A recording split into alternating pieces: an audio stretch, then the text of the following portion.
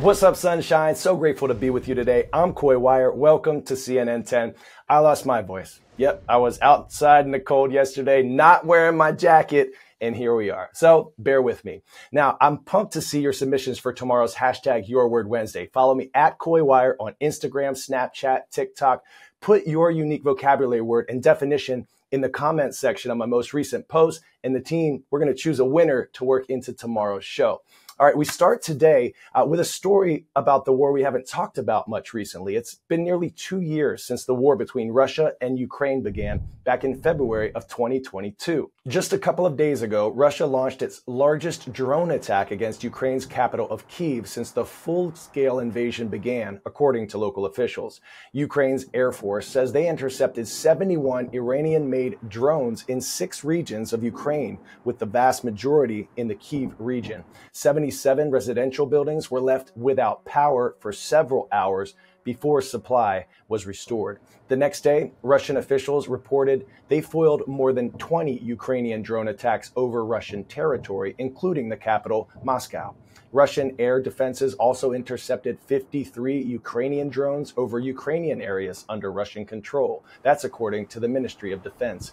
There is no quick end in sight for the war between Russia and Ukraine, and both are preparing for the long haul. President Volodymyr Zelensky is asking Western allies for continued support with more advanced arms, ammunition, and financing. Germany recently admitted that European target goals for providing ammunition would fall short, and the White House made it clear that the money U.S. has available for Ukraine military aid is quickly running out as Congress remains divided over funding additional support. One of the problems that more funding could possibly help solve is a shortage of drones in Ukraine. CNN's Anna Corin explains. On the outskirts of Kyiv, a soldier puts on a pair of goggles. Welcome to OpenTX. She's part of a unit testing the latest batch of drones that have just arrived. Some work, some don't. But this is the place to find out before they're delivered to Ukrainian troops on the eastern and southern fronts. Some of these drones are from civilians, produced in homes on kitchen tables. They can be used for reconnaissance or assault missions. Drones have become a critical component of this war and are absolutely essential to every single Ukrainian unit on the front line.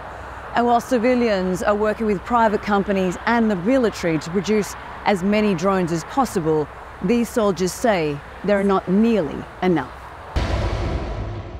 As Russia's full-scale invasion approaches a second year, there is now a critical shortage of drones. China's decision to shut down exports of parts, citing national security concerns, is part of the problem. However, the biggest issue is Russian electronic warfare. A Ukrainian official tells CNN the military uses roughly 30,000 to 40,000 drones per month. They're cheap and expendable, but soldiers on the ground say they need at least 10 times more. We live in a world where artificial intelligence is becoming a bigger part of our lives, potentially writing messages, creating images and art. And if it feels like AI is getting so good that it's difficult for you to figure out what's real or not real sometimes, well, you're not alone in that search.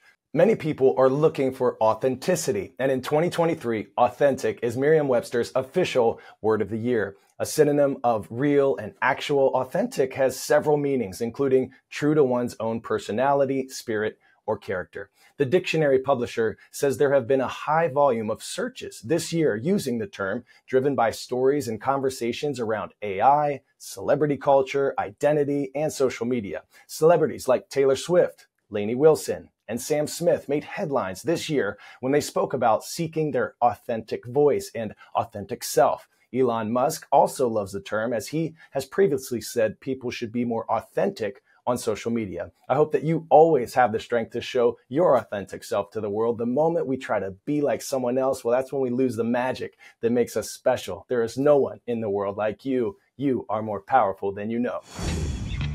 10-second trivia. Which of these countries does the Amazon rainforest not cover? Peru, Bolivia, Paraguay, or Brazil?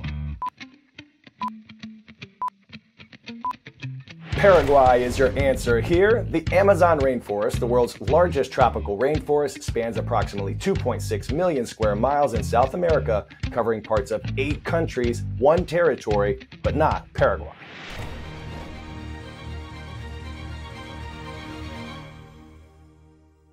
Today is Call to Earth Day, and we're celebrating our shared home, shedding light on how our actions can impact distant natural spaces and what we can do to protect and nurture them. Next, we're going to head to the tropical Andes, where biologist Ruth Mary Pilko Huarcaya is participating in the National Geographic and Rolex Perpetual Planet Amazon expedition, researching one of the ecosystem's most iconic and endangered species.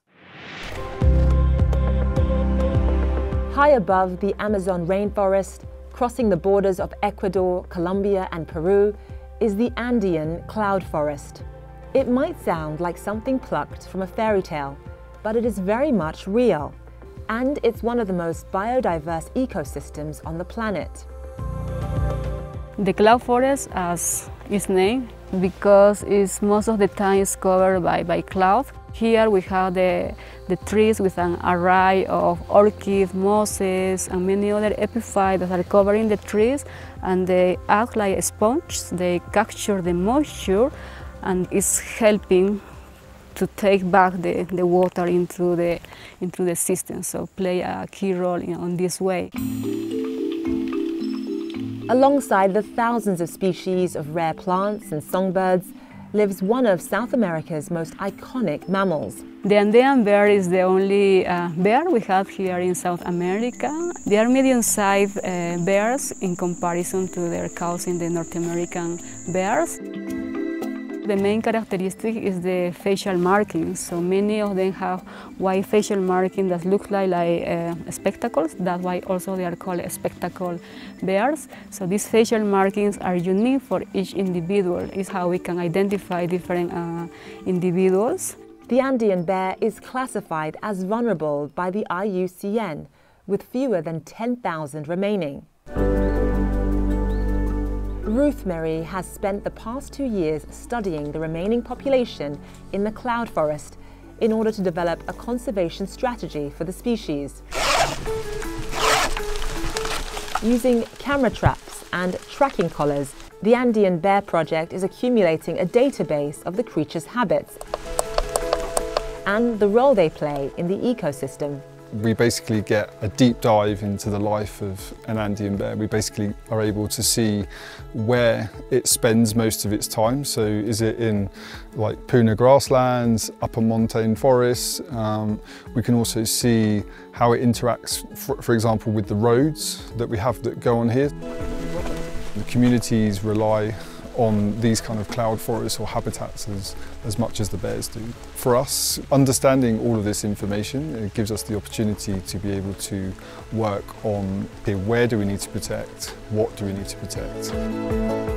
For conservation to have success, we need to work with people. And in this case, we need to work with local communities that are the neighbors of Manu National Park or this forest. It's like a chain of information. Our forest is water, and water is life, not only for plants and animals, but also for us, humans.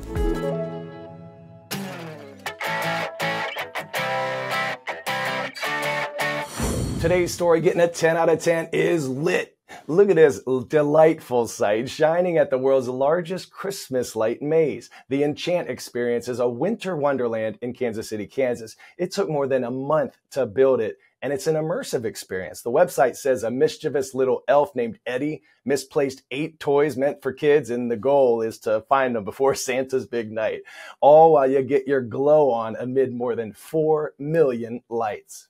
That looks amazing. If you love Christmas time, that place will make you love it a lot more. Now it's shout out time, and we are showing lots of love to Grace Webb High School in Hartford, Connecticut. Thank you for spending part of your day with us. And this shout out goes to Redmond High School in Redmond, Oregon. Go Panthers, keep shining bright sunshine. And I look forward to all of the Your Word Wednesday submissions. I'm Coy Wire. I'll see you right back here tomorrow.